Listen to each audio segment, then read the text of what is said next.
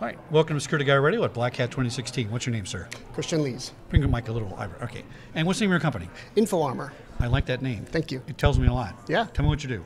Essentially, InfoArmor is a threat intelligence platform. Really what we utilize is operative and open source intelligence. Our analysts are out in the threat actor space, harvesting and using this data for attribution to protect brands. Now, what do you think is the biggest threat we have to our security? I know there's a lot of levels, but what's one that stands out to you that you're worried about?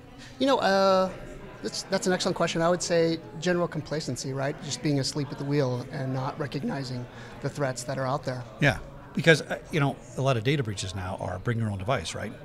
Certainly, yeah. Oh, I don't want to pay for your cell phone because it's cheaper. That's great. Right. But when I go home to watch Game of Thrones, I don't really care about your password at the company. I'm Right. just too busy doing social media, Sure. and I get hacked, right? Yeah.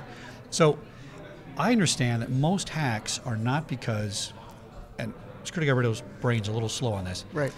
It's not because somebody, quote, hacks you, Right. as much as they find the encryption key and unlock things. That's one way, right? Certainly. Or, give me the term we were talking about before this, how they get it. Well, certainly there's an opportunity, a large opportunity. There's essentially a treasure trove of data out there for threat actors, right? And that is to leverage off the employee, particularly in the credentials area, right? Right. There's a lot of third-party services that are disclosed, data disclosure, and threat actors are pretty good at targeting your employees and leveraging those credentials. And people get in because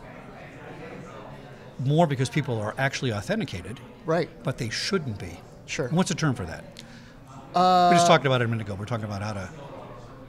Sorry, I didn't quite No, hear your before question. the show we were talking about a term that they use for that. Compromised credentials? Compromised credentials, Right, certainly. So the guy has a password. Right. He's sloppy with it.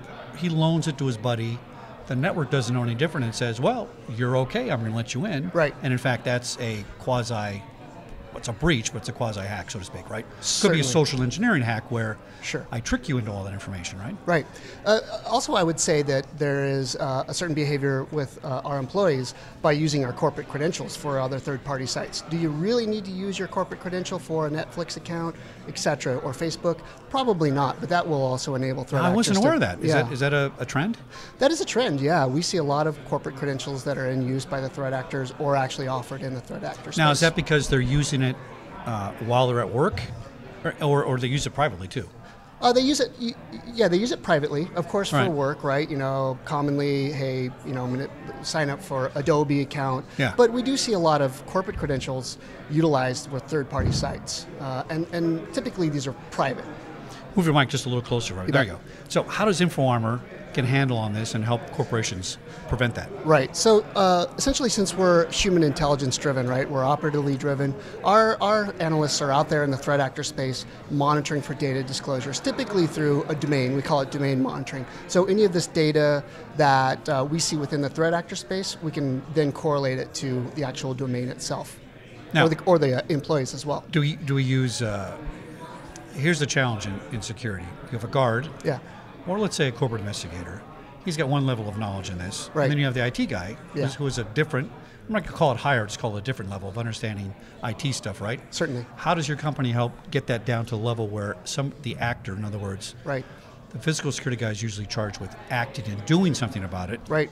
Let's go get him, let's go find him, let's put him in jail. Yeah. Tell me how those things work with InfoArmor. So essentially, InfoArmor, we have a platform called Vigilante, and these security professionals of an organization would utilize this kind of sophisticated tool. Within this tool, there's a number of mechanisms. So they'll use this for data attribution. They'll log in, they'll set watch lists. Really, InfoArmor is nothing more than an extension of your security platform, right? Traditionally, organizations' security platform, they lead off at the network edge, right? They're really in charge of protecting that perimeter edge. Right. We specialize in that outer edge, the untrust area within the threat actor space. By the data we harvest and put it within our pool, the organization can utilize that for attribution and help protect their organization for cyber threats. Now, how does the compromised credential happen in the first place? Right. Are companies choosing one level of authentication? They're not using 2 or 3 level authentication? I mean, Yeah. It seems like it's a no-brainer. So you get your Yeah. password stolen. Guess Right. what? I need to plug a dongle into step number 2, or I got to Sure. get a text to my phone. Right. Are you finding that's number one reason because they only have one level of authentication? Well, there are some organizations that are just really kind of reliant on that, traditional username and credential. But But there are a lot of organizations that also are advanced, right? They're very sophisticated, they're using multi-factor authentication. And for an organization to say, well, we're not really worried about our employees' credentials out in the wild, could be a mistake, right? Because organizations, individuals are out there sharing their credentials. They now become a leverage point for the threat actor to leverage off. And it is a direct threat to the organization. So they think they're safe. Right. Because they have different levels, but really they're not, because this problem is not about that. This problem is about, hey, I gave you my credential. I took it off your desk. I found it, or whatever. And how do you guard against that, though? It's really about these credentials being out in the wild, and the threat actor being able to associate that individual to the organization, whether it's through social media. Within InfoArmor, we really want to leverage the harvesting of these credentials and deliver that meaningful data to the organization so that they can put in some sort of compensating controls or talk to the individual and educate them that, hey, these credentials, despite the fact that they may not be associated with our domain, they are a direct threat, right? If you're logging into Yahoo, it could impact our organization. Right. So it's really about getting that data quickly to them. Now, does InfoArmor go out and search networks for those things? Is that kind of how it works? Yeah, we are out there in the threat actor space looking for credentials, oftentimes through open source intelligence. This could be through Pastebin, it could be through Twitter. We have quite a number of large tools that harvest it. And then also there's the closed forum space that we specialize as well. So how come someplace, I'm not picking on LinkedIn, right? But LinkedIn gets hacked all the time. Right. And I can't figure out why that happens. Yeah. And there's a lot of social, what's the term? Social hacking. Sure. In other words, oh, hi. Right. I'm 20-year-old in a bikini and joined my network. No, I don't think so. Right. But people fall for that kind of stuff. Yeah.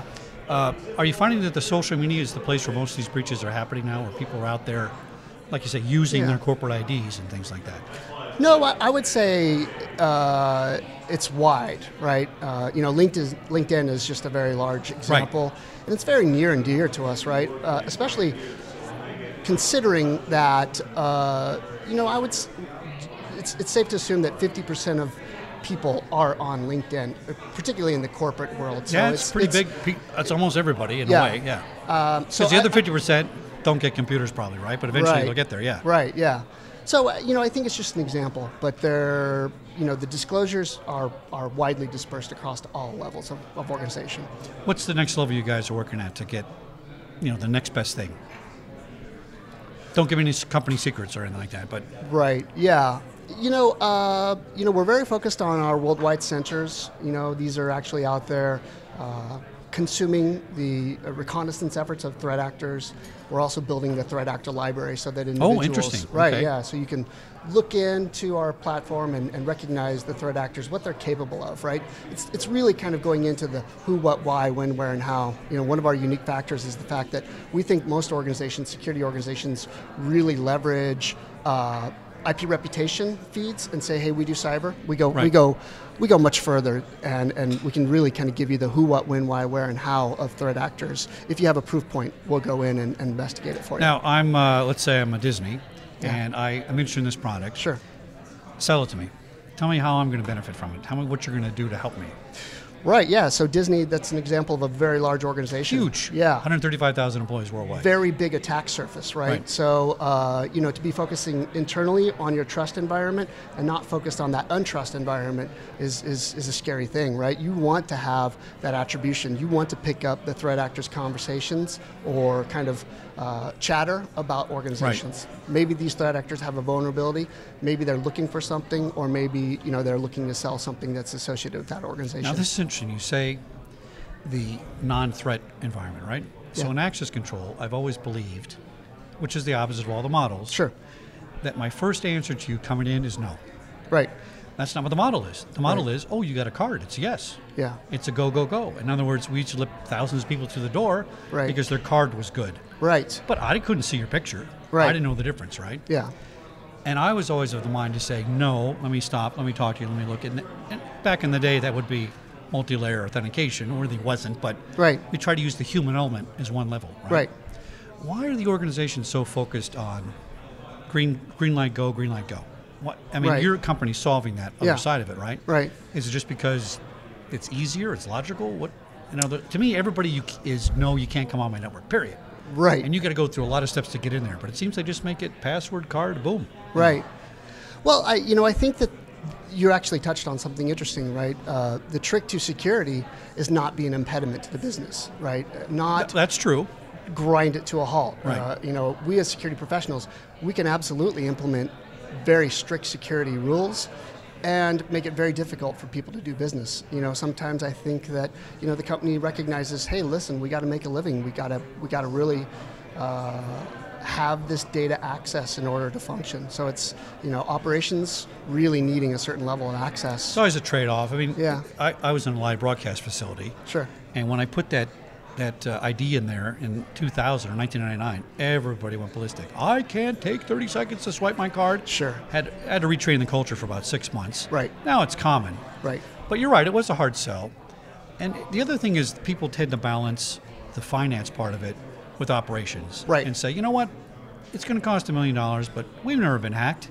So you know what, since we haven't been, I'm not spending $1 million, except that an average breach costs way more than that, right? Certainly. Do you think companies are getting to a point where they're getting the cost-benefit analysis and understanding that a major breach can actually shut you down? Right. Maybe permanently, depending on PR image, data loss, all that kind of thing. Right. Are they getting that and leaning more towards being cautious?